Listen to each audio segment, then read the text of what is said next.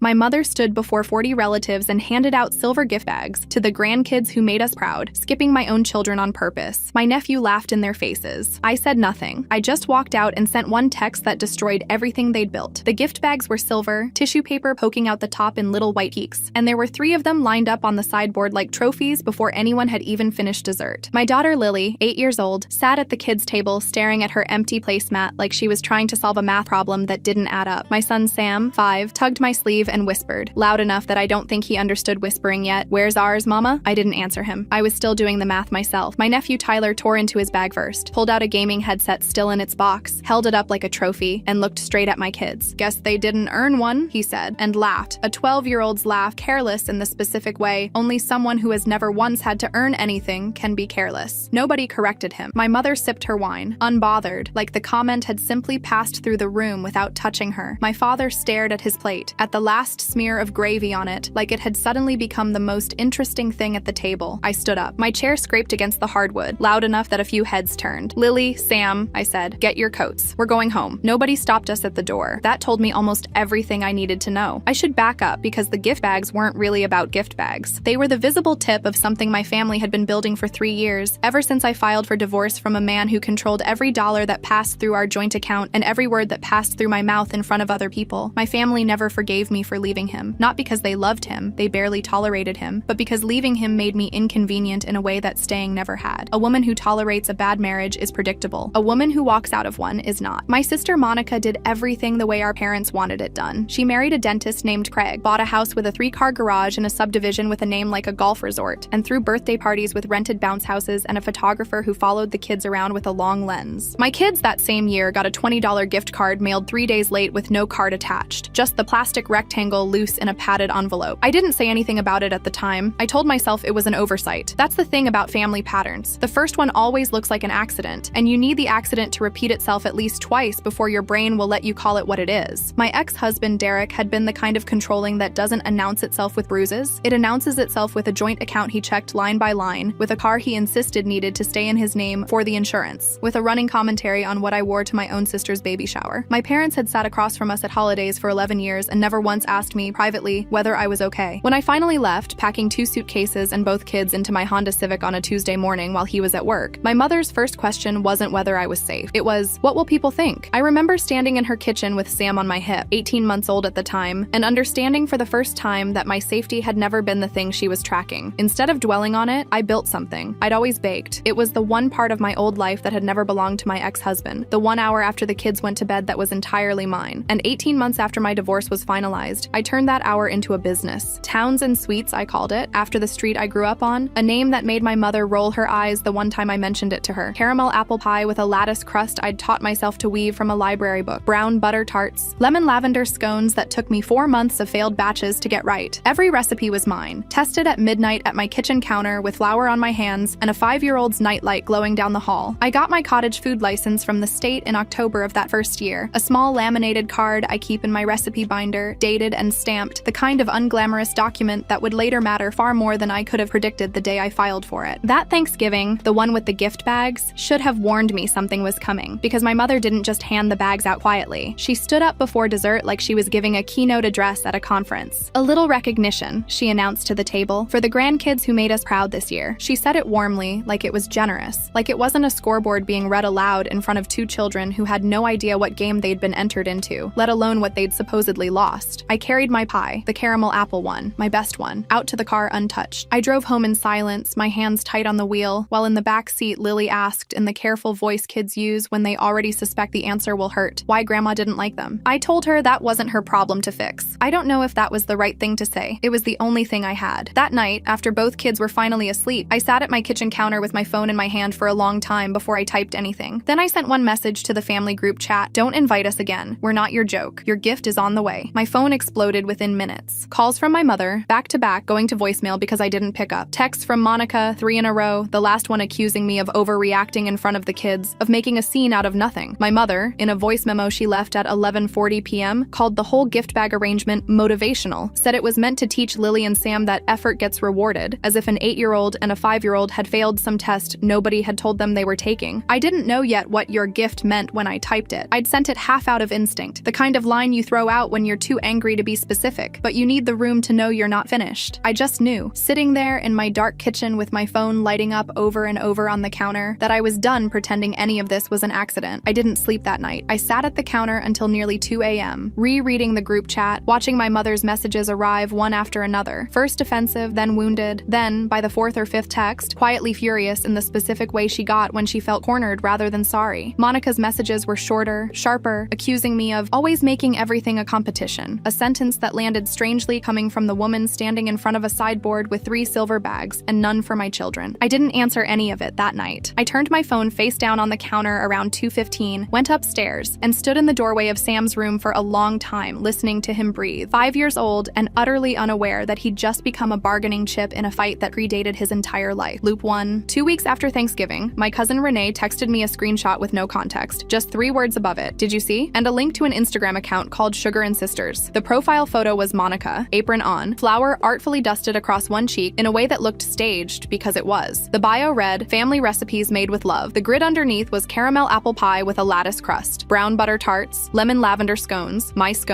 tarts, my pie, down to the lattice pattern I'd spent 4 months teaching my own hands to weave. I told myself it was a coincidence. Recipes get shared in families, I reasoned, sitting at my kitchen counter with my laptop open and my stomach doing something slow and unpleasant. Maybe Monica had genuinely started baking on her own. Maybe the overlap was just overlap. I scrolled through 11 more posts looking for anything that would let me keep believing that, and instead I found a caption on the 3rd post that made the coincidence theory collapse entirely. Grandma's old recipe, finally sharing it with you all. Our grandmother had never baked a single thing in her life. She'd told me herself, more than once, that she couldn't be trusted near an oven, that she'd burned a Thanksgiving turkey so badly in 1987 that my grandfather ordered pizza for 11 people. I sat with that caption for a long time, my hands cold around my coffee mug, and felt the floor of the situation shift under me in a way that was worse than the gift bags had been, because gift bags were cruelty. This was theft, dressed up in a story that erased me from my own kitchen. I closed the laptop and told myself for almost a full week that I was overreacting, that recipes weren't legally mine in any meaningful sense, that lattice crusts existed before I was born and would exist after I was gone, that maybe I was just looking for a reason to stay angry at a family that had already given me plenty of real reasons. I went about my regular baking schedule that week, filled my Saturday market orders, tucked Sam in at night, and mostly succeeded in not checking Instagram. Mostly. On the 5th night, I broke and scrolled the grid again anyway, at 1 a.m., and in the blue light of my phone, and found a new post. Brown butter tarts, my exact tart shell technique, captioned, "Trial and error, finally nailed it." And I understood, looking at a shell shape I had spent 3 failed batches perfecting myself, that this wasn't going away just because I decided to stop looking. I didn't respond publicly. I called Monica instead, kept my voice level, asked her directly where the recipes had come from. "Mom taught us both," she said, too quickly, the words arriving before I'd even finished the question, like she'd rehearsed them. I hung up without arguing. Some fights you can't win with a phone call. You need something a phone call can't produce. Loop 2. 3 weeks later, my mother liked 17 posts on Sugar and Sisters in a single evening. I watched the little red hearts pop up in real time because I'd left the account's activity visible to me, not realizing until later that Monica hadn't bothered to block me, hadn't imagined I'd ever be checking closely enough to notice. Under the lemon lavender scone post, my mother had commented 3 heart emojis and the words "so proud of you, always the talented one." I read that comment more times than I want to admit. I told myself it didn't matter what my mother commented on Instagram, that I was successful enough not to need her validation, that this was exactly the kind of thing I should be able to let go of. My hands were shaking anyway when I closed the laptop. Loop 2.5. A week after that, a customer at my own market booth, a retired school teacher named Bonnie who bought a lemon lavender scone every single Saturday without fail, mentioned cheerfully that she'd seen your sister's new bakery page and thought it was so sweet that baking runs in the family. I smiled and thanked her and said nothing else, because there was nothing I could say in 30 seconds at a farmer's market table that wouldn't sound like I was tearing down my own sister in public, and some tiny, stubborn part of me still believed at that point that this would resolve itself quietly, without my needing to say anything at all. I went home that afternoon and cried in my car in my own driveway for 11 minutes before I could make myself go inside and be a mother again. I told myself it was nothing. It was not nothing. It was the moment I finally admitted to myself that other people were starting to believe a version of my life that erased me from it entirely, and that silence wasn't going to fix that. Only proof would. Loop 3. I called a local business attorney, a woman named Priya Ramaswamy, who specialized in small business intellectual property and had, according to her website, represented a dozen local food entrepreneurs in trademark disputes. I sat in her office on a Tuesday afternoon with my laptop open to Monica's Instagram grid on one side and my own business folder on the other, and I laid out everything I had: my cottage food license, dated October 2 years earlier, my market vendor registration from the following spring, a stack of receipts, $150 23 of them by that point. Every ingredient purchase itemized and dated. The unglamorous paper trail of 2 years of midnight baking. Priya flipped through the folder slowly, the way lawyers do when they're building a case in their head faster than their face lets on. "This is good," she said. "This is really good. Do you have anything that predates the license? Something that shows origination, not just business registration?" I did. My culinary school notebook from a night class I'd taken the year before my divorce, back when I was still married and baking was the only thing that felt like mine. Page 34. Salted caramel apple pie. My handwriting cramped in the margins, and beside it, in red ink, my instructor's notes on my lattice technique. The date at the top of the page was 23 months before Monica's first Instagram post. Priya photographed the page herself, right there in the office, and told me she wanted it scanned properly before the day was over. "Time-stamped evidence of creation," she said. "Beats a family story every time it goes in front of an examiner." She also asked me, almost offhand, whether I had any texts or emails from the years before the Instagram account existed that mentioned my baking specifically. Anything that would show other people, independently, recognizing the work as mine before Monica ever touched a mixing bowl. I went home that night and spent 3 hours combing through old messages, and found 17 of them. Neighbors thanking me for pie at a block party 2 Christmases earlier, a co-worker asking for my scone recipe by name, a text from my own mother, sent 18 months before any of this started, that read simply, "Those tarts were incredible. You should sell these." Quick pause. If you want more stories like this in better quality, my Spotify's linked in the description. I printed that one and put it in the folder too, underlined, because even my mother's own words, from before she'd decided I was a problem to be managed, confirmed a timeline she would later try to pretend didn't exist. Loop 4. 2 days after that meeting, Priya called me with news that made the floor tilt again, in the other direction this time. Monica had filed a state trademark application for Sugar & Sisters 3 weeks earlier, 3 weeks before I'd even hired an attorney, which meant she'd started the paperwork almost the same week the gift bags sat on my parents' sideboard. Like the whole plan had been running in parallel the entire time I thought I was just grieving a bad Thanksgiving. "We can file an opposition," Priya said, "but we need to move. There's a window, and it's not large." We filed the opposition that same week, Priya's office submitting the paperwork through the state trademark office with my documentation attached as supporting exhibits. The license, the receipts, the notebook page, all of it stamped and logged into a case file with a number I now know by heart. TM 2024-08841. Priya walked me through the process on the phone that Friday, patient in the way professionals are when they've explained the same thing to 100 anxious clients before you. An opposition period would run for 30 days, during which Monica's attorney, if she hired one, could respond, and an examining attorney at the state office would ultimately decide whose filing carried more weight. Trademark law doesn't care whose family, Priya told me. It cares who can prove first use in commerce. You can prove it. She can't. That's the entire case in one sentence. I also reached out on Priya's recommendation to my old culinary school instructor, a woman named Carol Bevins who'd taught pastry fundamentals at the community college for 19 years and still had, buried somewhere in a filing cabinet in her home office, the original course roster and assignment log from the semester I'd taken her class. She dug it out over a weekend and mailed me a copy, my name, the course dates, and a grading note beside my final project referencing, by name, a salted caramel apple pie. It wasn't just my notebook anymore. It was a second, independent source confirming the same timeline. The kind of corroboration Priya said examiners weighed heavily. I thought that was the worst of it. I was wrong. The screenshots arrived by accident, the way the worst truths usually do. Not through some careful investigation, but through a babysitter's thumb slipping on the wrong contact in a group chat at 9:47 on a Tuesday night. My cousin's babysitter, Ashley, had been added to a family planning chat months earlier for some logistics reason nobody remembered anymore. And when she meant to forward a funny meme to her roommate, she forwarded it to that chat instead. And in scrolling back to apologize for the mistake, she saw messages that had nothing to do with memes at all. She sent them to me 2 days later with a message of her own. "I don't know if I should be sending you this, but I think you need to see it." 3 weeks before Thanksgiving, my mother to Monica, "Get gift bags for the 3 kids, not Autumn's. She needs to understand there are consequences." Monica back. "Craig can get the headsets wholesale." My mother again, "If she wants back in this family, she needs to show up properly." I read those 3 messages standing in my kitchen with my coat still on, grocery bag still hanging from my wrist, and I felt something in my chest go still in a way that was almost worse than anger, a kind of cold, total clarity. My hands were cold too, colder than the December air outside could explain, and I remember setting the grocery bags down very carefully on the counter, like sudden movement might make the messages disappear, might turn them back into something I could still convince myself I'd misread. It was never about grades, or behavior, or anything Lily and Sam had done or failed to do. It was a plan. Punishment, scheduled like a shopping list, aimed at an 8-year-old and a 5-year-old, who had never once been told the rules of the game they were being disqualified from. I saved every word. Screenshots, backed up to 2 separate accounts, forwarded to Priya within the hour, with a message asking whether any of it mattered legally. It mattered less for the trademark case, she told me, and everything for what came next. I sat with Dr. Naomi Feld, a family therapist I'd started seeing during my divorce and had kept seeing on and off ever since, the following week, and told her about the messages. was. There's a difference, she said, between a family that makes mistakes with each other and a family that plans them. You're allowed to grieve the first kind. You don't owe forgiveness to the second. I didn't fully believe her that day. I've come to believe her more since. Market day came 6 weeks later, the first Saturday in December, the kind of cold that makes your breath visible and your hands stiff inside your gloves by 9 in the morning. I'd been assigned booth 14 at the downtown holiday market, a corner spot with good foot traffic, a sunflower and a mason jar on the corner of my table because Lily insisted every good bakery needed flowers even in December. By 9:15, I was sold out of pie. By 10, I'd sold out of scones. My hands were raw from making change in the cold, and I hadn't felt that kind of tired and proud in longer than I could remember. Monica's booth sat 3 tables down, gold banners strung across the front, Sugar and Sisters in a script font that looked expensive and printed and nothing at all like anything either of us had grown up with. Her inventory sat mostly untouched, boxed pastries lined up in neat cold rows that nobody seemed to be buying. My mother arrived at 10:30, swept past my booth without a glance, and hugged Monica loud enough for half the square to hear. "There's my baker," she said, the words carrying over the noise of the crowd like she wanted them to. I told myself I wasn't going to let it get to me. I had a line of customers and a sold-out sign to make. I told myself that for exactly 45 minutes, until Monica crossed the aisle at 11:15, arms folded, her voice pitched at a volume clearly calibrated for the vendors on either side of me to hear. I'd promised myself, driving to the market that morning, that I would not let this happen in public, that if Monica or my mother tried to start something, I would simply decline, pack up early if I had to, protect Lily and Sam from being anywhere near it. But Lily was right there behind my booth with her colored pencils, and Sam was at his father's for the weekend, and some decisions get made for you in the 3 seconds before you finish making them. My phone was in my apron pocket, the folder in my tote bag under the table, and I felt my pulse pick up the second Monica's shadow fell across my sunflower jar. "You need to stop telling people I copied you," she said. "This is embarrassing. I haven't told anyone anything," which was true. I hadn't needed to. The receipts and the notebook and the license had done the talking, quietly, through Priya's office, weeks before that morning. "Those are family recipes," Monica said. "Mom taught us both." A small crowd had already started to gather the way crowds do at markets, drawn by raised voices the same way they're drawn by free samples, and I felt my heart start hammering against my ribs, my palms going damp inside my gloves despite the cold. I had exactly one shot to do this the way Priya and I had planned it, calmly, with paper instead of shouting, and I could feel my hands shaking as I reached into my tote bag for the folder I'd started carrying everywhere since the trademark opposition began. I set it on the table between us. Cottage food license, October, 2 years and 1 month before her first post. 153 dated receipts, fanned out so the dates were visible. My culinary school notebook, open to page 34, salted caramel apple pie. My instructor's red ink, 23 months before Sugar and Sisters existed. Monica's face drained of color as she looked down at the pages. "It's not crazy," I said, my voice steadier than I expected it to be, steadier than I felt. "It's a paper trail." My mother pushed through the small crowd that had gathered, her face tight. "Stop making a scene." "I'm not making a scene, Mom." I kept my eyes on her. "I'm showing people the truth." I reached into the folder one more time and pulled out the last page, turning it to face both of them at once. The screenshots. "Get gift bags for the 3 kids, not Autumn's. She needs to understand there are consequences. If she wants back in this family, she needs to show up properly." My mother's face went white, not pale, white, the specific color blood makes when it decides all at once to leave a person's face. She didn't reach for the paper. She just stared at it, and then at me, like she was trying to work out how a document could contain something she'd said in what she'd believed was a private room. The market square around us had gone quiet in that particular way. A crowd goes quiet when it senses it's watching something real instead of a performance. Somewhere behind me, I heard a vendor from the pottery booth mutter, low, to the person beside her, "Oh my God." And I remember thinking, distantly, that this was the strangest kind of vindication. Not triumph, not joy, just a public room finally seeing the shape of something I'd been carrying alone for months. Craig, Monica's husband, who had walked over somewhere in the middle of it holding 2 coffees, stepped back from his wife's side, staring down at the folder like he was seeing her for the first time in the 11 years he'd known her. He didn't say anything. He didn't have to. I watched him set both coffee cups down on the corner of my table, careful, deliberate, and then simply stand there with his hands empty, like he needed somewhere to put them and hadn't yet decided where that was. My mother's voice, when it finally came, had dropped to almost nothing, small in a way I had genuinely never heard from her before. "I just wanted you to need us again." I looked at her, the folder still open on the table between us, Lily watching from behind my booth with her colored pencils frozen mid-stroke over a coloring page. She'd clearly stopped filling in several minutes earlier. "You had a chance to love us for free," I said. "You chose to make us pay for it instead." I closed the folder. I wish I could say everything resolved itself neatly after that, the way it does in the stories people tell to make a point. It didn't, not entirely, but enough of it did that I can finally look back on that Thanksgiving without my stomach dropping the way it used to. The state trademark office ruled on the opposition 8 weeks later. Priya called me on a Wednesday afternoon to tell me the examiner had found in my favor. Monica's application denied, my own filed the following month with the documentation already sitting in the the case record, approved without contest because there was, by then, nothing left to contest. Sugar and Sisters changed its name twice over the following months, first to something generic, then quietly went dark altogether by spring. I don't know if Monica still bakes. I know she doesn't post about it. Craig separated from Monica 4 months after the market. Not over the recipes directly, he told a mutual friend, but over what he called finally understanding what kind of family I married into. I don't take satisfaction in that the way I once might have imagined I would. Mostly I just think about Tyler, 12 years old, caught in the middle of 2 households untangling themselves. And I hope somebody explains to him someday that the joke he made at that table wasn't really his to make. It was handed to him by adults who should have known better. The holiday market itself, oddly, became the thing that changed fastest. The market's organizer, a woman named Bethany Ruiz, who ran the vendor committee and had watched the whole scene unfold from her folding table by the entrance, called me the following Monday to ask gently if I was doing all right, and then, less gently, to let me know that Monica's booth application for the spring market had been quietly declined. We don't get involved in family stuff, Bethany told me, but we got 4 separate complaints from other vendors about the scene, and honestly, ma'am, your paperwork wasn't the only thing that held up that day. Everybody in that square saw exactly who was telling the truth. I hadn't asked her to do that. I didn't need her to, but it told me something had shifted beyond just the legal outcome, that the truth, once it's out in a public square instead of a private group chat, doesn't stay contained to the people who were in the room. My mother sent one letter in January, 3 pages long, mailed instead of texted, like she needed the physical weight of paper to say what she couldn't manage out loud. She apologized for the gift bags, called it, in writing this time instead of a voice memo, a mistaken judgment I've thought about every day since. She didn't apologize for the messages, not directly. She called them something said in a bad moment, which is not the same thing as an apology, and I've stopped waiting for her to understand the difference. The second page of the letter spent 4 paragraphs explaining her own childhood, a version of events involving her own mother's coldness that I'd never heard before, offered up like it was supposed to make the group chat messages make sense, or at least make them smaller. I read that section twice, trying to decide whether it was an explanation or an excuse, and settled somewhere in between, the way I've come to understand most of what my mother says now, half true, half performance, impossible to fully separate. I wrote back 1 paragraph. I told her I'd consider a relationship with her again when Lily and Sam were old enough to decide for themselves whether they wanted one, and not a day before. I told her that showing up properly, the phrase from her own text message, wasn't a condition I was interested in negotiating anymore, that either she loved us as we already were, or she didn't. And no amount of gift bags in either direction was going to change that math. My father never wrote at all. I think of everyone, his silence is the one I've made the most peace with, because at least it isn't pretending to be something it's not.